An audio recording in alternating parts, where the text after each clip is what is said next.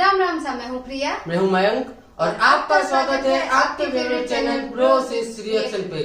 So guys, आज हम react करने वाले हैं Maharana Pratap case study bye Vivek Bindra sir, और ये हमें काफी लोगों ने सजेशन भी दिया था, तो आज हम इस पे रिएक्ट करने वाले हैं। और महाराणा प्रताप के बारे में कौन नहीं जानता। और महाराणा प्रताप राजस्थान से बिलोंग करते हैं, उनका जन्म कुंभलगढ़ में हुआ था। और हल्दी घाटी युद्ध के बारे में कौन नहीं जानता। मतलब इतना खतरनाक युद्ध हुआ था ना, आज भी उसके निशान वहाँ पे मिलते हैं। हाँ, अभी भी मिलते हैं। तो वो महाराणा प्रताप और अकबर के बीच, तो महाराणा प्रताप इतने शूरवीर पराक्रमी योद्धा हुए। और हमारे यहाँ पे मतलब एक और कहावत भी है कि अकबर कभी जीता नहीं और राणा कभी हारा नहीं। तो हम पहले ये देख लेते हैं, क्योंकि इसमें हमें और ज्यादा और आपको भी और ज्यादा डिटेल्स में महाराणा प्रताप को जानने को क्योंकि इसमें ऐसा कुछ टाइटल में लिखा हुआ है कि ऐसा सच है जो आपसे छुपाया गया है। तो देखते हैं कौन सा सच है जिसके बारे में विवेक बिंद्रा सर बता रहे हैं। तो पहले वीडियो देखें, तो उसके बाद डिस्कस करेंगे। So let's get started.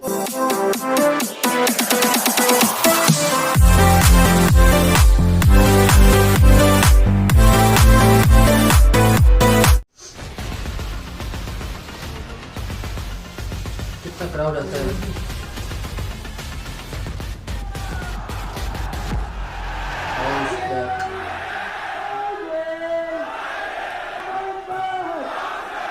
आपका स्वागत है। मैं विवेक बिंद्रा, मोटिवेशन स्पीकर और बिजनेस ट्रेनर। आज की चर्चा महाराणा प्रताप पे। कमेंट बॉक्स में बहुत आपने रिक्वेस्ट किया था, कौन है महाराणा प्रताप? 7.5 फुट के कुंभलगढ़ में जन्म लिए मेवाड़ी राजा, राजस्थान के शक्तिशाली राजपूत। वो जब पूरा अकबर भारत को जीत चुका था, तब अकेले मेवाड़ में ये खड़े हुए अकबर के खिलाफ। अकबर को देखिए, अकबर कभी जीता नहीं, राणा कभी हारे नहीं। कौन थे महाराणा प्रताप? जब हल्दी घाटी का युद्ध हुआ था, 80,000 की सेना थी अकबर की, 15,000 की सेना थी महाराणा प्रताप की। ध्यान दीजिएगा, वो 80,000, ये 15,000। राणा बोलते थे एक आदमी 5 को खत्म करेगा। ध्यान दीजिए, अकबर की सेना में दम था। कम ऑन, अकबर की सेना में दम था, राणा के सीने में दम था। राणा कभी हारे नहीं, अकबर कभी जीता नहीं। शुरू से शुरू करते हैं। 9 मई 1540 को इनका जन्म हुआ कुंभलगढ़ में। महाराणा उदय सिंह और माता जयवंती बाई। माता जयवंती बाई इनकी न केवल मां थी, बल्कि इनकी पहली गुरु भी थी। बचपन से इनमें लीडरशिप क्वालिटी इतनी ज्यादा थी कि खेल खेल में ये बच्चों के लीडर बन जाते थे, उनकी टीम बना देते थे, उनके रोल, उनके गोल डिसाइड कर देते थे। और उसी समय अस्त्र शस्त्र, पूरी आर्मी की, मिलिट्री आर्मी की पूरी ट्रेनिंग ले ली इन्होंने। परिवार में कई लोग थे। सिसोदिया वंश में बप्पा रावल, राणा हमीर, राणा सांगा, राणा प्रताप, लेकिन महाराणा केवल राणा प्रताप को बोला गया। देखिए, महाराणा उदय सिंह की दूसरी पत्नियां भी थी। उनमें से एक थी महारानी धीरबाई, जो चाहती थी कि उनका पुत्र जगमाल राजा बन जाए मेवाड़ का, और बाकी पत्नियां चाहती थी कि उनके बच्चे राजा बन जाए। यह था परिवार में टूट फूट। अकबर बहुत तेज था, वो जानता था कि बड़ा आसान तरीका है, इन्हीं राजपूतों को आपस में लड़वा दो, कुछ को अपने साथ ले लो, बाकियों को खत्म करना आसान हो जाएगा। वही हुआ, राजपूतों में आपस में लड़ाई हो गई। जब जब घर टूटेगा, तब तब पड़ोसी आके लूटेगा। यही हुआ, हर बार ऐसा होता आया है। ये पहली बार तो हुआ नहीं है। 326 बीसी के अंदर जब सिकंदर भारत आया था, तो महाराजा आम्बी ने पोरस को धोखा देके उनसे संधि कर ली, पोरस हार गए। मोहम्मद गौरी कभी पृथ्वीराज चौहान को ना हरा पाते, जयचंद उनके साथ मिल गया, इसीलिए पृथ्वीराज चौहान हार गए। ब्रिटिशर भी हमारे देश में क्या कर लेते, वो तो ग्वालियर के सिंधिया, इंदौर के होलकर, हैदराबाद के निजाम और पटियाला के राजा 1857 में इन्होंने धोखा दे दिया, इसलिए हमारा देश मार खा गया था। और इसी तरह मुगल भी महाराणा प्रताप को कभी हरा नहीं पाते। वो तो जब परिवार टूटेगा, तब तब पड़ोसी आके लूटेगा। तो आमेर के महाराज को इन्होंने अपने साथ ले लिया, तोडरमल को अपने साथ ले लिया, जयसिंह को अपने साथ लिया। इन्होंने परिवार के ही लोगों को तोड़वा के अपने साथ जोड़ लिया। अकबर स्मार्ट था। यहाँ पे महाराणा प्रताप अकेले पड़ गए, लेकिन भीलों की सेना बनाई। वो जो जंगली भील होते हैं, उनकी मदद ली, उनको ट्रेन किया। ये हारे नहीं कभी। महाराणा प्रताप वो आते थे, इनको फिर अटैक करते थे। थोड़े दिन के लिए महाराणा प्रताप इधर उधर निकल करके फिर दोबारा नई सेना बना के फिर खड़े हो जाते। देखिए, ना तो ये महाराणा प्रताप को मार पाए, ना ही उसको पकड़ पाए। महाराणा प्रताप हर बार बाउंस बैक करते थे। महाराणा प्रताप शरीर से इतने ताकतवर, 7.5 फुट की उनकी हाइट, 70 किलो का उनका कवच, 10-10 किलो के जूते, 10-10 किलो की तलवार, 80 किलो का भाला, बहलोल खान को कैसे काट डाला। कौन था बहलोल खान? ये थे अकबर का सबसे बड़ा सेनापति जो हल्दी घाटी के युद्ध में आया था। एक तलवार की काट से इन्होंने बहलोल खान समेत उनके घोड़े को 2 हिस्से में चीर डाला। ये बार बार लड़ाइयों का कारण समझिए। पॉलिटिकली और जियोग्राफिकली मेवाड़ अकबर के लिए दिल्ली से बहुत महत्वपूर्ण था। गंगा मार्ग के व्यापार मार्ग को यह पश्चिमी तट के साथ जोड़ता था। जियोग्राफिकली अगर वेस्टर्न हेमिस्फीयर से कुछ भी इंपोर्ट करना है, कुछ भी एक्सपोर्ट करना है, टेरिटरी से कुछ सपोर्ट लेना है बाहर से भारत के, तो अकबर को मेवाड़ पार करना पड़ता था। मेवाड़ ऐसी किरकिरी बन गया और ये मेवाड़ को जीत नहीं पा रहे, क्योंकि वहां पूरा भारत तो मान जाता था और वहां महाराणा प्रताप अकड़ के खड़े थे। क्या है, एक्चुअली अकबर बहुत बड़ा था और महाराणा प्रताप सेना के मामले में बहुत छोटे थे, लेकिन महाराणा प्रताप का वैराग्य जबरदस्त था। ये बाकी राजाओं की तरह भोग विलास, इंद्रिय तृप्ति इसमें नहीं थे। ये बोले कि मैं अपनी सेना के बीच में रहूंगा। ये भीलों के बीच में जाके रहने लगे, जंगल में रहते थे। उबली सब्जी, कच्चा खाना खाना, जमीन पे सोना, पत्तल पे खाना, कोई बिस्तरा ना होना, सर पे छाता नहीं, पैरों में जूता नहीं, आम जीवन जीना उनके साथ। और तभी भील, जितने भील लोग वहां के हुआ करते थे, जंगली आदिवासी, वो उनके साथ जुड़ गए। वो तन मन धन से जुड़ गए। वो कहते थे अगर आप कहीं अभी गर्दन कटवा देंगे। अकबर इसीलिए घबराता था। अकबर ने कई बार कई लोगों को भेजा। इन्होंने टोडरमल को भेजा, इन्होंने राजा मान सिंह को भेजा, इन्होंने और हिंदू राजाओं को भेजा कि तुम जाके इनको समझाओ। जलाल खान, कोरची, भगवान दास सब आए।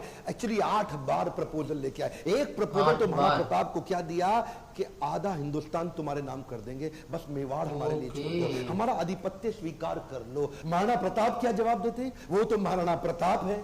मारो मेवाड़ी सरदार, मेवाड़ी सरदार, नीला अश्वार राणा, सुने तो जय जय। जिस पे 2 धारी तलवार राणा, सुनता जाजो जी मारो मेवाड़ी सरदार, नीले घोड़े रासरार। इतने सुंदर, आज भी इनको भगवान मानते। मारो मेवाड़ी सरदार। और ये तो क्या, इब्राहिम लिंकन की माँ ने उनको एक बार कहा कि बेटा तुम हिंदुस्तान जा रहे हो? बोला हाँ मैं हिंदुस्तान जा रहा हूं, एक काम करना मेरे लिए वहां से कुछ लाते आना। क्या चाहती हो माँ? बेटा मैं चाहती हूं कि हल्दी घाटी से थोड़ी मिट्टी लेकर के आना।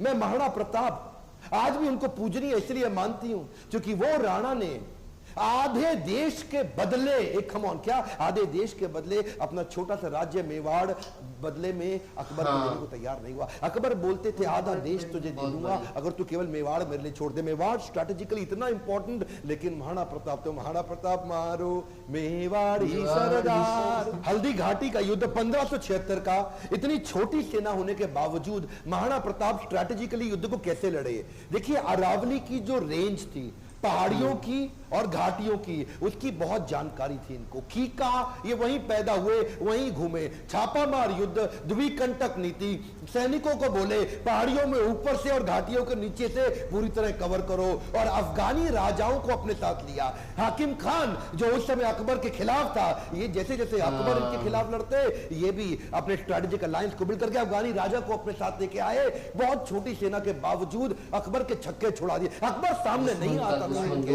अकबर को डर था। इनकी तलवार, अकबर की हाइट कम थी, एक बार मारेंगे घोड़े हाथी समेत काट देंगे। चेतक इनका इतना पावरफुल घोड़ा कि उसके आगे ना सूंड लगा देते थे। हाथी कंफ्यूज होता था कि ये घोड़ा नहीं है, कहीं हाथी तो नहीं है। था साथी तेरा घोड़ा चेतक जिसमें तू सवारी करता था, थी तुझमें ऐसी कोई खास बात जो अकबर तुझसे डरता था। ये जो चेतक घोड़ा था, नीले रंग का अफगानी घोड़ा, ये एकमात्र ऐसा घोड़ा है जिसके ऊपर कई कविताएं बन चुकी हैं आज कई सारी। चेतक इसको अपने पुत्र के द्वारा महाराणा प्रताप। वो युद्ध के दौरान उन दिनों हाथी की सूंड के आगे तलवारें लगी होती थी। जब ये छलांग मार के अपने घोड़े के साथ जा रहे थे तो उस तलवार से एक पांव चेतक का कट गया। युद्ध के दौरान जब महाराणा प्रताप अकेले फंसे थे ना, तो यही वो चेतक था जो इनको भगा के एक कटी टांग से 28 फीट का गहरा नाला टाप के चला गया। अपने राजा को पहले उसने बचाया और उस छलांग के कारण अपने प्राण त्याग दिए। और केवल चेतक ही नहीं, महाराणा प्रताप के पास एक हाथी भी था जिसका नाम था राम प्रसाद। राम प्रसाद की अहम भूमिका थी हल्दी घाटी के युद्ध में। इस रेख राम प्रसाद हाथी ने कम से कम 8 हाथी अकबर के खत्म कर दिए और कई घोड़े मार दिए। राम प्रसाद के आगे जो तलवार लगी थी वो बड़ी खूंखार थी। अकबर का पूरा फोकस था कि राम प्रसाद को किसी तरह अपने साथ ले जाऊं। अकबर ने 12 हाथियों का चक्रव्यूह बनाया और जो राणा प्रताप का राम प्रसाद हाथी उसको कंट्रोल किया महावतों की मदद से और उसको किसी तरह अपने साथ ले गए बंदी बना के। ये राम प्रसाद, इस हाथी का बाद में नाम बदल के अकबर ने पीर रख दिया और ये पीर हाथी, इसको 28 दिन तक अकबर बोलते रहे सब कुछ खिलाओ सब कुछ पिलाओ। राम प्रसाद ने सब खाना बंद कर दिया, अन्न जल का त्याग कर दिया। अपने राणा प्रताप से बिछड़ने के दुख में वो ना कुछ खाया ना कुछ पिया। 28 दिन के बाद वो राम प्रसाद हाथी जो कमजोरी के कारण इसने अपना शरीर त्याग दिया। क्या बोला अकबर? अकबर बोला जिस महाराणा प्रताप के हाथी ने मेरे आगे सर नहीं झुकाया मैं उस महाराणा प्रताप का सर कैसे झुकवा दूंगा। 1580 में अकबर ने फिर ट्राई किया। इस बार अपने अब्दुल रहीम खान खाना जो उनका सबसे शक्तिशाली सूबेदार, उसको सूबेदार नियुक्त किया इस बार अजमेर में। और क्या बोले मैं तुम्हें जिम्मेदारी देता हूं कि तुम इस बार मेवाड़ को किसी तरह जीत के मुझे ला दो, मुंह मांगा इनाम दूंगा अगर महाराणा प्रताप को पकड़ लाए। इधर कुंवर अमर सिंह जो कि सेनापति थे महाराणा प्रताप के, उन्होंने अब्दुल रहीम खान खाना को कंफ्यूज करने के लिए शेरगढ़ के पास एक अटैक किया।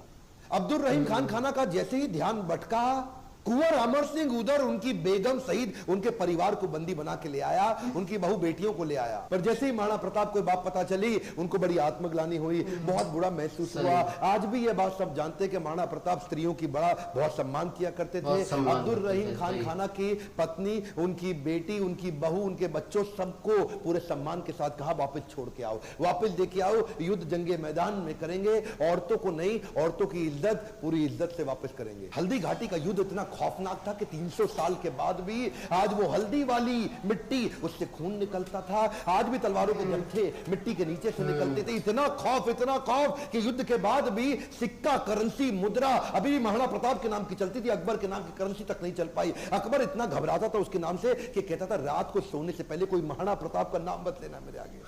महाराणा प्रताप का नाम लो है तो रात को सपने में आकर के मेरे को डराएगा। महाराणा प्रताप का खौफ इतना ज्यादा।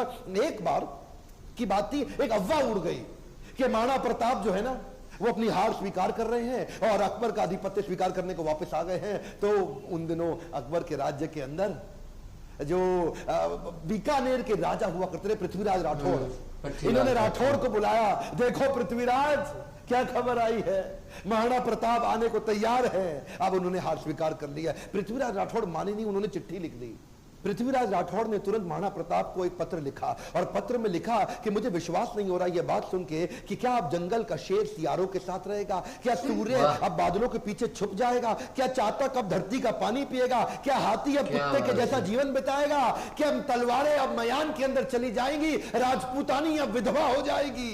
आपकी सौगंध, ये बात सुन के मेरा दिल कांप उठा है, मेरी मूछें तनी हुई नीचे चली गई हैं। कृपया आप ही बताएं ये बात कहां तक सही है। पृथ्वीराज राठौड़ का पत्र पढ़ते ही महाराणा प्रताप की आंखों में क्रोध से लाल हो उठी। महाराणा प्रताप कहने लगे बादलों में वो क्षमता कहां है जो सूर्य को रोक सके, शेर की मार सह सके, ऐसे सियार ने कभी जन्म नहीं लिया। धरती का पीने के लिए पानी चातक की चोंच बनी ही नहीं है और कुत्तों की तरह जीवन जीने वाले हाथी की बात आज तक हमने सुनी ही नहीं। महाराणा आप बोले भूखा प्यासा रह के भी मेवाड़ की रक्षा करूंगा, अपने प्राण जाने दूंगा पर मेवाड़ नहीं जाने दूंगा। बहरहाल इसी दौरान अकबर को समझ आ गया महाराणा प्रताप को मैं हरा नहीं सकता और धोखा दे के हराना यह अकबर की आदत नहीं थी। अकबर को इसीलिए महान राजा भी बताया गया है। आने वाले समय में अगर आप चाहेंगे तो मैं अकबर पे भी एक वीडियो बनाऊंगा। पर वापस चलते हैं, उसी समय अकबर का फिर ध्यान बट गया। अकबर अब ईस्टर्न साइड चला गया, सदर्न साइड चला गया, उसने मेवाड़ को छोड़ दिया और इधर महाराणा प्रताप ने पूरे मेवाड़ पे फिर से अपना कब्जा कर लिया। कुछ दिन, हफ्ते, महीने ठीक बीते। उन्हीं दौरान एक शिकार करते वक्त, उस समय किसी शेर का शिकार करते वक्त महाराणा प्रताप का किसी एक्सीडेंट में उनका देहांत हो गया, उनकी मृत्यु हो गई। ये बात जब अकबर को पता लगी,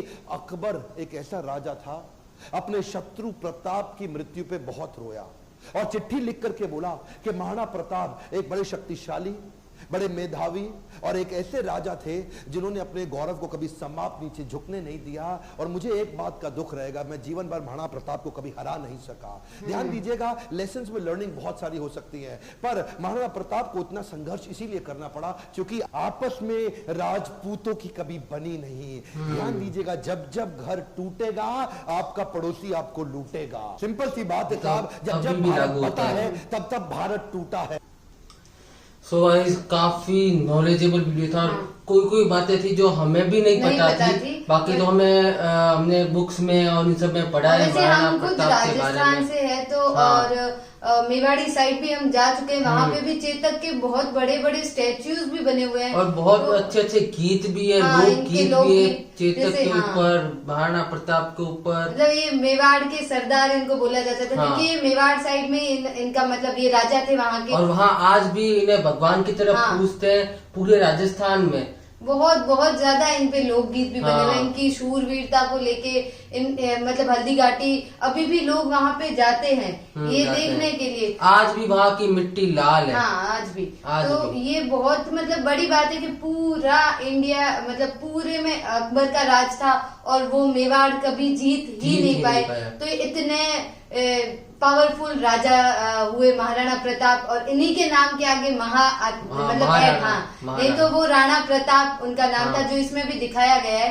तो इन्हें महाराणा प्रताप इसीलिए बोला जाता है। और इनके घोड़े के ऊपर भी जो चेतक जिनका नाम था उनके ऊपर भी इतनी कविताएं बहुत बनी हुई, उनके ऊपर स्टैच्यू भी बहुत बड़े बड़े लगे हुए हैं। और इनकी मतलब सूरवीरता की तो क्या बात करें, मतलब वैसे इन्होंने बताया भी है कि उनकी हाइट 7 फुट 7.5 फीट हाइट और उनका कवच इतना भारी, वो मतलब घोड़े उनका भाला 80 किलो का था भाला। 80 किलो का भाला, मतलब खड़े खड़े पूरे इंसान के साथ पूरे घोड़े को चीर दिया। मतलब इतनी ताकत थी उनमें, इतनी स्ट्रेंथ और इतनी ही वो रिस्पेक्ट करते थे गर्ल्स मतलब लेडीज की, महिलाओं की।